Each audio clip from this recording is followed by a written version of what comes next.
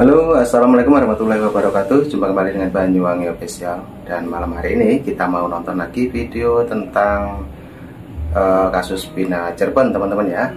Jadi Ibu Widya semakin hari semakin banyak keterangan-keterangan yang perlu kita simak bareng-bareng. Oke, jadi kita tonton sebentar lagi untuk videonya. Jangan lupa like, comment, dan subscribe juga di channel ini Banyuwangi Official.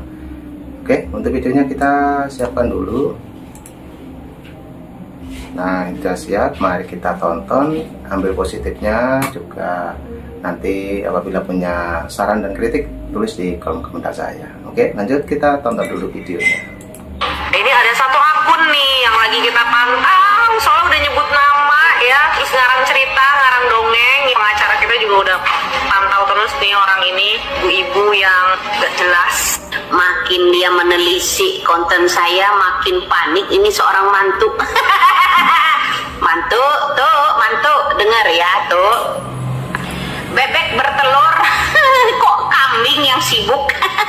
Dan karena masih ada ragu-ragu lagi, saya sampaikan bahwa yang berani mengkritik paling pedas untuk polisi itu jadi sahabatnya Kapolri, saya sampaikan gitu. Sehingga saya ingin memberi ruang kepada masyarakat untuk kita betul-betul pengen tahu apa sih yang dipikirkan masyarakat tentang polisi. Dan ini juga saya ajarkan kepada anggota untuk kemudian ini loh yang masih dirasakan masyarakat. Dan ya ini yang harus kita perbaiki. Jangan istilahnya buruk muka, cermin dibelah, itu yang nggak boleh. Di sisi lain, Presiden Jokowi pun turut bicara tentang kasus Vina Cirebon. Presiden Jokowi memerintahkan agar Kepolisian Republik Indonesia untuk mengusut tuntas kasus Vina dan Eki itu secara transparan tanpa ada yang ditutup-tutupi. Saya sudah menyampaikan agar kasus itu betul-betul dikawal dan transparan, terbuka semuanya. Tidak ada yang perlu ditutup-tutupi. Apa? Saya justru keinginannya ke Mabes Polri. Oke. Jadi ya artinya begini, kita sampaikan ke jajaran Polri aja, ya, ke Mabes Polri melalui Kapolri. Ya, melalui Kapolri, mangga kita buka berkas bareng-bareng. Kebetulan saya punya berkas paling lengkap. Oke. Iya, mangga kita telaah dari pertama apa sih yang salah sebenarnya. Tapi saya mohon dengan sangat, memang ini Kapolri yang harus turun tangan. Pak Presiden, Pak Jokowi sudah menyampaikan tidak boleh ada yang ditutup-tutupi. Alhamdulillah. Kan sudah begitu kan, tidak boleh ada yang ditutup-tutupi. Ibu tegas saja ke Pak Kapolri meminta agar ada evaluasi terhadap seluruh proses penyidikan awal terhadap kasus Vina dan Eki, sehingga nanti bisa ada kesimpulannya, berarti bisa 3 menurut saya. Pertama, kesimpulannya benar bahwa Vina dan Eki dibunuh oleh orang-orang yang hari ini sudah dipidana, ya kan? Yang kedua, benar Eka, Vina dan Eki dibunuh oleh orang yang hari ini belum ditemukan siapa pelakunya. Yang ketiga, Vina dan Eki meninggal karena kecelakaan. Saya kira semuanya sedang berjalan, dan tentunya tim yang ada ini tentunya nanti akan menggabungkan antara Polres, Polda, dan Bareskrim menjadi satu rangkaian peristiwa yang kemudian bisa dijelaskan secara transparan dan bisa dipertanggungjawabkan. Saya kira itu. Ya, jadi gini ya, mantu ya. Dari penyidikan awal aja, 7 yang dipenjara pada waktu itu dihajar, ya kan? Agar mengakui. Kok bisa dikambing hitamkan orang lain gitu loh. Kasihan loh. Ya orang-orang itu. Ya kenapa jadi tumbal? Ya tumbal tuh mantu. Ya betumbal pejabat. Itu disuruh mengakui. Di Polres aja udah dihajar, di mana-mana udah dihajar, ya kan? Setelah masuk di penjara, nggak bisa pengacara yang nolong apa, ya pengacara pun nolong karena BAP-nya sudah dibungkamin semua. Mereka dipaksa untuk mengaku, ya kan? Bukan pelaku yang sebenarnya. Kenapa panik mantu? Ya, makanya saya bilang penyidik coba periksa dulu ini dulu ya. Anak-anak mantan wakil bupati, anak-anak mantan bupati itu rekeningnya paling tidak dia menyebutkan nama ibu. Ya, itu bro ya. Itu kalau yang namanya bank cabang juga mau jujur. Ya. Nah, kita kasus Pina itu baru 8 tahun ya mantu ya. Nah, dulu kita ada kasus yang namanya STPDN. Salah satu kasus itu yang mencuat banget nama Wahyu Hidayat pada waktu itu ya. Itu dari tahun 90. Itu aja bisa terungkap kalau ada yang jujur. Ya, kalau ada yang jujur mengenai kasus-kasus itu. STPDN Bandung ya, Bandung Jabar lagi jadinya bro. Ada apa dengan Jabar gitu aja ya. Ya, itu dari 2003, itu dari kasus-kasus 97 bro. Ada orang Lampung, macam-macam itu pada waktu itu ya. Kalau nama-nama yang paling saya hafal itu nama di kasus yang namanya STPDN Bandung kala itu sebelum diganti EPDN ya. Salah satu namanya yaitu Wahyu Hidayat. Kemudian ada salah satu praja yang dari Lampung ya. Itu banyak sekali, merinding bulu kuduk saya. Merinding bulu kuduk saya ya ngangkat masalah kejadian-kejadian ini. Coba lah mantu melek tuh mantu ya, melek ya. Negara ini bukan negara ayam, bukan binatang yang mau digemukkan ya. Ini manusia ya, hak manusia itu harus dibela, yaitu termasuk HAM ya. Ini yang namanya hak asasi manusia ya. Kita harus membela hak asasi manusia, harus manusiawi bu ya mantu, harus manusiawi ya. Kalau tata hukum kita udah dimanipulasi ya bu ya, semuanya pakai uang, jangan mentang-mentang banyak uang ya. Masa mahalan harga ayam dari nyawa manusia ya kan? Sibuk belusukan klarifikasi kemana-mana ya, itu tanda-tandanya mantu panik ya kan. Orang apa yang namanya menyindir pada kala bupati masih menjabat, pada kala itu masih menjabat, pada kala wakil bupati masih menjabat pada waktu itu. Kok mantu yang sibuk, kok mantu yang mendidih, yang panas ya. Begitu tuh mantu ya. Dengar, ini belum seberapa.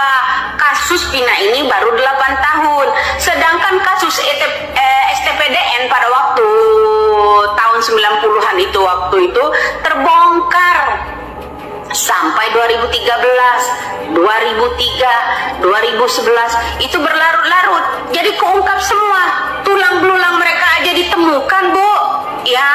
Ya apalagi kasus baru 8 tahun ya. Salah satunya jalannya itu periksa dulu suapnya ya. Kenapa mantu panik? Apakah mantu juga ikut menyuap? Keceplosan. Ya tuh nggak perlu takut tuh ya. Kalau benar harap-harap tenang ya, jangan panik ya mantu ya. Jadi buat mantu seorang wakil bupati atau mantu seorang bupati kah ini, mantan bupati kah ya, kemudian mantan wakil bupatinya aja sibuk belusukan sana silaturahmi, segitu paniknya gitu bro ya. Atau memang udah kebiasaan ya, kalau ngedor orang itu dihilangkan jejaknya, ditumbalkan orang-orang yang kecil ya, mencari kambing hitam. Udah kebiasaan kan, udah keenakan tuh ya kayak begitu ya. Ingat ya mantu ya. Jadi buat mantu yang panas di sana mendidih, kasus Pina ini ya mantu ya, memang menyeret nama, itu jelas nama-namanya itu ya. Kemudian yang ditumbalkan, yang dipenjara ada yang seumur hidup, ada yang nih, kok yang orang-orang yang di bawah umur gitu tuh mantu. Waras enggak tuh mantu? Mantu denger ya, mudah-mudahan mantu ngaca, telinganya dibuka ya. Allah Subhanahu wa Ta'ala itu jauh lebih kuat lo mantu ya. Dengar ya mantu ya, mantu baik sekali ini mantu. Untuk menutupi kasus ya, mantu ya panik di situ, jangan-jangan mantu terlibat suapnya nih. Aduh, keceplosan juga ya. Mantu gak usah panik ya tuh. Kasus Pina saya ulangin itu belum seberapa lamanya namanya baru 8 tahun ya, 2016 lalu. Kasus STPDN aja bisa terbongkar dari tahun 90-an ya, sampai mencapai 2003 sampai 2013 ya. Tuh ingat mantu, semakin kayaknya jreng hati mantu, aduh tambah gawat nih gue katanya ya. Ini orang semakin diincar, semakin diamati katanya, makin garang ya, semakin menakutkan. Iya enggak tuh? Salam buat mantu ya yang lagi mencari saya. Tuh mantu, kalau mantu mengamati orang, kalau orang tersebut meminta Kapolri menyidik yang namanya kasus suap yang namanya Vina ya, berawal dari mana-mananya, kok mantu yang panik, artinya mungkin bisa jadi mantu itu sendiri ada kasus suapnya. Panik nih. Salam panik mantu ya. Salam waras ya, salam NKRI mantu, rakyat butuh keadilan ya. Ketua Pradi Otto Hasibuan gerak cepat bentuk tim untuk membantu mengurai benang kusut kasus Vina Cirebon. Hal itu dilakukan setelah kedatangan keluarga beserta kuasa hukum Sudirman, salah satu terpidana kasus kepergian Vina dan Eki yang terjadi di Cirebon. Ya katanya kalau dia diletakkan di flyover sekarang kan dia menjadi korban kecelakaan. Dan katanya korban ini Eki juga diapit, diapit sepeda motor boleh. Mereka masing-masing berarti kan dua orang bawa motor ke sana. Pertanyaannya, kalau dakwaan dan dia dihukum untuk gara-gara dia mengikuti pembunuhan dan diantaranya dia perannya dia membawa korban ini dari tempat kejadian ke flyover, dan sekarang pihak penyidik mengatakan bahwa Dhani dan Andi itu adalah fiktif, berarti perkara ini berpotensi fiktif loh. Potensi fiktif. Lantas siapa yang membawa si korban ini sesungguhnya dari flyover, dari tempat kejadian ke flyover? Sedangkan di dalam dakwaan ini perkara ini kan Dhani disebutkan dan Andi ikut. Oke, kalau yang lain itu Rivaldi dan Peron ada kata orangnya, tapi kalau gue ini mengutuk fiktif, berarti cerita di dalam dakwaan ini kita dugaannya berdugaan fiktif. Karena katanya di sini mereka lah yang membawa mayat itu dari tempat kejadian ke flyover. Nah kalau dari nggak ada, bagaimana caranya mayat dipindah ke flyover kalau itu 200 fiktif?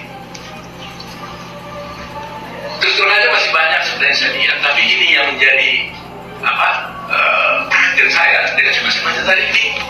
Kalau fiktif, benar tidak salah saya, Dhani dan Andi fiktif ya. Nah kalau betul itu Dhani dan Andi fiktif, maka berarti cerita yang dalam cerita dakwaan ini pun adalah kita duga adalah fiktif. Nah kalau ini diduga fiktif, berarti ini perkara dia kita duga menjadi fiktif pun. Lawan Garnas yang nah itu. Udah itu saya menyampaikan juga di dalam putusan pengadilan ini jelas dikatakan yang dianulir oleh polisi Andi dan Dhani. Sebenarnya di dalam putusan mereka lah yang paling aktif melakukan pembunuhan. Sementara Peggy alias Peron itu hanya menggunakan samurai.